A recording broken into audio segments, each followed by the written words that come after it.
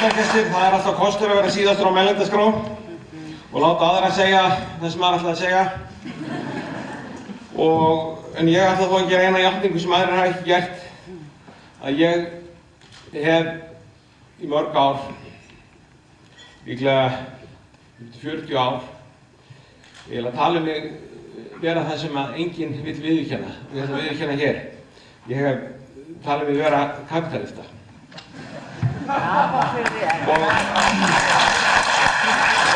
Með kapitalista eða auðhyggjumanni, skulum við orða það, þá hef ég talið mig vera mann sem hef viljað vera óháður öðrum, vinna vinnu, heiðarlegu borgaralega vinnu, og hef ég átt afgang á ég reynt að leggja það fyrir til þess að eiga fyrir því sem framtíðin ber í skauti sér, og til þess að vinna, til þess að horfa til lengri tíma, þá hafði ég mikinn áhuga á hlutabréfamarkaðnum.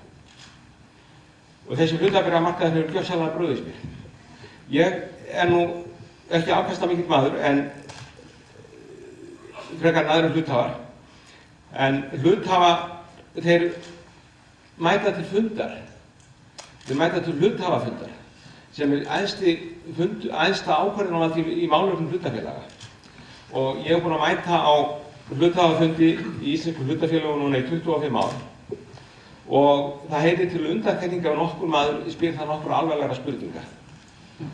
Og fyrir nokkrum árum þá ákvað ég nú að aðeins að lífga upp á hluthafafundi og spyrja spurninga sem skipti máli. Og ég hef gert það mikið í vetur. Og ég hef ekki fengið nokkur svör á hluthafafundunum. En hins vegar hafa menn lofað því að svara mér síðar.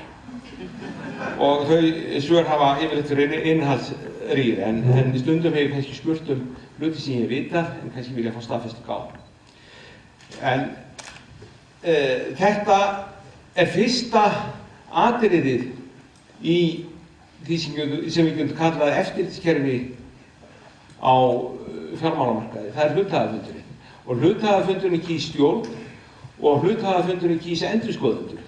Og stjórnin ræðir innri endurskoðendur. Og það, í allir þeirra umræðu sem staðið hefur þennan mánuð, hefur þessi eftirlitskerfi ekki verið nokkur gaumur gefið. Það hefur enginn nefnt þessa þætti. Það hefur enginn nefnt stjórnir fjármálastofnana. Það hefur aðeins verið talað um stjórnendur, enginn talaði um innri endurskoðendur, enginn talaði um endurskoðendur. Þannig var, og mér er það í fersku minni í dag, að í reikningi sem birtist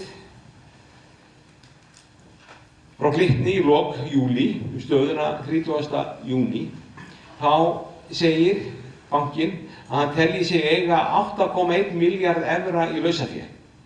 Bankinn hafði þá tekið lán upp á cirka 23 milljónir evra, þannig að hann átti þetta fyrir 1/3. Innan 3 mánaða var allt horfið. Og mér leikur forréttindi að vita hvort að þessar upplýsingar voru virkilega réttar. Það er ekkert hægt að lesa í þessum birta reikningi að það sé nokkur erfiðleikar framundan. Það er ekki hægt að sjá það í þessu reikningi að það séu nokkur einustu töp í framundan. Það er líka afskaplega gaman að hlusta á umræðin Icesave, að akkur er svona erfitt að gera þessa reikninga upp. Það koma 50 milljónir punda inn á föstudögum. Og hvað er búið að gera við þessa peninga? Hefur þeim kannski verið grýtt út úr gluggann, þannig að það er ekki peninga til á mánudögum.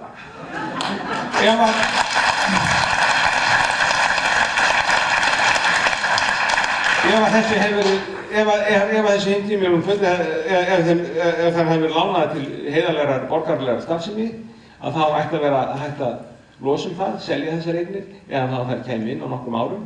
En svo virðist ekki vera. Það virðist bara hreinlega að hafa verið grýtt út um gluggann. Og samkvæmt því sem ég hef verið að skoða í bankastatistík, þá voru nú ýmsar vísbendingar á lofti, en það var ekki hlustað.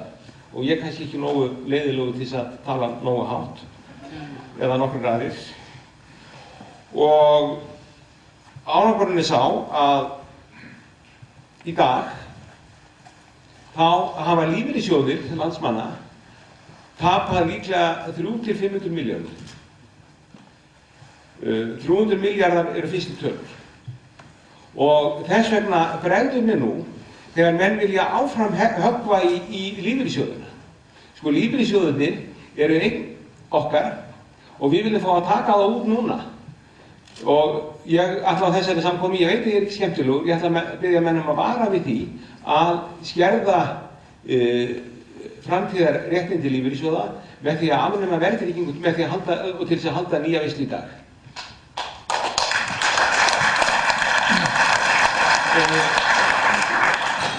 Það hefur verið talað, það hefur verið fjallað heimildarritið Tekjublað frjálsrar verslunar. Og fróður maður, hann hefur lagt saman kaupauka stjórnenda þessara stofnana á undanförnum árum. Og samkvæmt þeirri samlagningu, þá ekki fjarri lagi að fyrsta hjálp First Aid til Glitnis, 84 milljarðar, sé mjög nærri því sem ofurlaun bankana og kaupaukar bankana nema á síðastliðnum 7–8 árum. Það er bara allt og sumt sem Glitnir bað um. En því miður, það bara kom á daginn að innviðir Glitnis voru afskaplega fúnir og hann var ekki þess verður að fá þetta 80 milljarða lán. Nú, ég er afskaplega vonsvikinn yfir því að þessir menn sem ég hef verið að borga sem hluthafi, endurskoðendur til dæmis, þeir eru mínir fulltrúar, en ég hef engan rétt til að tala við það. Ég má kjósa þá, ef ég mæti á aðalfund, þar sem þeir eru, sitja fyrir fram að mig, með allar upplýsingar, þá má ég ekki tala við þá, ég má ekki spyrja þá. Og enda hafa þeir mjög sennilega brugðist mér. Ég ætla ekki að vera langorður að sinni, en við skulum ekki tala illa um þann hóp sem vill standa og vera fjárhagslega sjálfstæður, eins og þessir menn sem ég kalla kapitalistar. Það eru bara kapitalistar sem hugsa vel eigin peninga. Þessir menn sem hafa brugðist okkur, þeir eru ekki kapitalistar. Stjórnendur fjármálastofnunar ekki kapitalistar. Þetta voru menn sem virðast eftir á að hyggja hafa verið gjörsamlega óhæfir. Þegar ég var útibússtjóri, þá skammaðist ég mín áramót þegar ég var að afskrifa 30–50.000 króna víxla á einhverja vesalinga. En nú 30 milljarða afskrift, nú hún ekki nokkuð skapaður hlutur. Ég ætla að ljúka mál mín að sinni og vona að þá komi hérna fram gagnlegar spurningar. Takk að sinni.